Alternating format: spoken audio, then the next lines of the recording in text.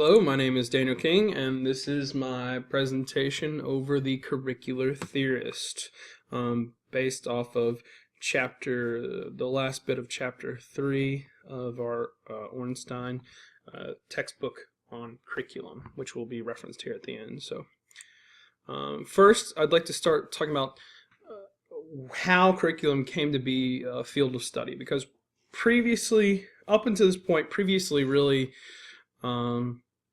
curriculum definitely wasn't overreaching. It wasn't really unified, and it was more seen in the past as really the curriculum was defined by the objectives of the school, which for a lot of the schools were mostly religious. It was about teaching students to read so they could read religious texts, and so they were also well rooted in the classics, in particular Greek and Latin. So during this time, there was sort of a shift from those traditional ideas of school and ideas of curriculum to a more unified type of curriculum. And two major factors that sort of influence the rise of curriculum as a field of study. The first one is popularization of psychology as a scientific pursuit. So psychology was starting to be recognized as a science in its own right that had research and a basis for it. So one of the things that psychology was looking at is how do we learn? And this was one of the first times, or well, not the first time, but the first time that I guess it was methodically looked at how do people learn, and then questioned, well, if this is how people learn, how should we implement that in the educational process? The other factor that I think influenced this was America becoming an increasingly industrialized society. The factories there was a shift from a mostly agrarian workforce to people were starting to work in factories. And this caused a shift because now people are saying, well, maybe education should focus on vocation. If our students are going to be working in these factories, then what kind of education do they need? Do they really need to know Latin and Greek? Do they need to be able to even read as well for these jobs? And so they started to question vocational training, which is something new at this time, or something that was more popular at this time, rather, as that came along. So one of the first curricularists that we're going to look at is Franklin Bobbitt. He's most famous for writing a book called The Curriculum, and in this he outlined curriculum as a science. In fact, almost all of our ideas on curriculum really come from his book here. The Curriculum was the first one to really say that it was a science in its own right. And in his book, he really advocated an activities approach to curriculum. So he said that, you should start out with what do you want the students to learn in the curriculum, but then to help them learn that, they should be doing stuff. They need activities that help them at all different levels. He was famous for developing some of the first guidelines for selecting criteria, and there were, as you can see here, 6 of those. And the first one is eliminate. So obviously you should eliminate objectives that just can't really be tested or accomplished. Step 2, emphasize what is important for success of the student. 3, you avoid objectives that the community doesn't want because the community is against it. You're not really going to get the school or the students rather to go with that. 4, involve the community in the selecting of the objectives, because if the community is involved, and this still is the same today, if the community is involved, then you're just going to have a higher rate of success because they're invested in it instead of it being something separate.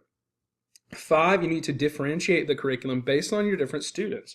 If a student's going to be going to college, they, according to Bobbitt, need a different curriculum than necessarily a student who is just going to go straight into work. And you should differentiate on level as well. And then finally is the sequence. And basically he said that the objectives should be different, split up by grade level, and so that was what Bobbitt really contributed to curriculum as a field. The next curriculist, sorry, this box keeps popping up. The next curriculist that we're going to look at is W.W. Charters. And as we discussed earlier, America was becoming more industrialized. And so one of the people who really looked at that was Frederick Taylor. He analyzed factory efficiency and looked at how, he said that basically workers should be paid by their output, their work output. And a lot of people actually started applying this to education itself. They want to look at, well, what should our curriculum be? What should the educational process look like? And a lot of people are looking for efficiency. Charters was one of those people who kind of agreed with that. He said that he saw curriculum and learning as a mechanical process, and he wanted to do it the most efficient way possible. And one of the things that Charters was really innovative in was he was one of the first person to do what we would later call needs assessment. So he knew that there were certain objectives, but he thought that these objectives should be based on the specific needs of the students. For example, if he would argue that if you had a bunch of students who were really, really good at just to use something from my field, converting, like they're really good at converting units, then you don't really need to spend a lot of time converting units. Instead, you need to say, okay, well, my students they're fine at converting, but they're really bad at solving linear equations. So hey, let's focus on linear equations instead. He was also one of the first people to advocate for curriculum specialist instead of just discipline specialist, and that means that he thought that curriculum was enough of a field on its own that you don't necessarily have to know a lot about physics to write a curriculum for physics. And so a curriculum specialist could write curriculum for all types of disciplines. It didn't just have to be somebody in that specific field. Next we have William Kilpatrick. As we talked about, there were sort of two really major schools of educational thought at this time. One said, that there should be academically rigorous. They need to study the classics. They need to learn foreign languages. And that was one. The other school of thought said, no, we need to prepare students for vocations. We need to prepare them for life as it is today. And, this debate is still going on. But Kilpatrick was one of the first people to try to, or really formally bring these two schools of thought together in what he called project method. And so his curriculum focused on the child's experiences and looked for activities that would help the student grow not only intellectually, but really grow in a social setting. So a lot of his curriculum was based on social flourishing, like helping students grow socially. And so that was really different from the way that education was in a lot of like one school classrooms before, when it was a lot rote memorization and recitation. Here he's saying no, they should be engaged with each other and working on different projects. One of his big things was trying to engage the surrounding community environment in the educational experience. So he advocated a lot of field trips and a lot of guest speakers coming in, and really wanted to get the community involved in the education of its constituents. Next we have Harold Rugg. He was one of the first people to say, there should be an influence on curriculum from both parties involved. Clearly, there were curricular specialists who were good at creating curriculum, designing objectives and goals. But he also thought that the educational professionals, the teachers and the principals, needed to be involved in this process as well. And that by having both parties there, they can create a curriculum that's better or more effective than either one party could do on their own. He also was one of the first people to advocate for a curriculum that included social studies, which of course we all have today. And social studies, in this case, being sort of a combination of civics, economics, history, and really this emphasis on being a citizen, and an informed citizen, so you can take part in the democratic process. Next we have Hollis Caswell, and he was unlike Rugg previously here. Rugg, right, was saying that both groups should come together. Caswell says that really, if you're going to design curriculum, you should be thinking of it from almost purely the teacher's perspective, since they're the ones who are going to be implementing this curriculum. And so he wanted teachers to use the curriculum when developing their studies, when developing their lessons. He says, the teachers need to use the curriculum because that curriculum will help make them better instructors and have better quality instruction. And so he was, one of the things that he did is he published 7 questions that are still used today. Those questions are: 1, what is a curriculum? 2, why is there need for curriculum revision? 3, what is the function of the subject matter? 4, how do we determine our educational objectives? 5, how do we organize curriculum? 6, how do we select subject matter? And 7, how do we measure the outcomes of instruction?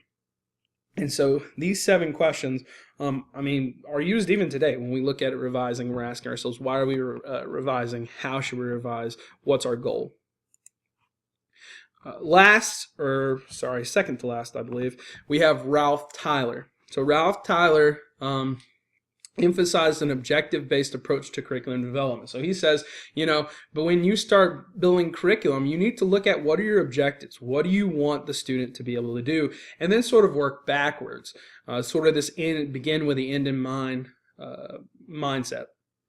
And so he said that the curriculum was really an extension of the school's goals and culture, and therefore should really be personalized to each school. Schools should have their curriculum, and they should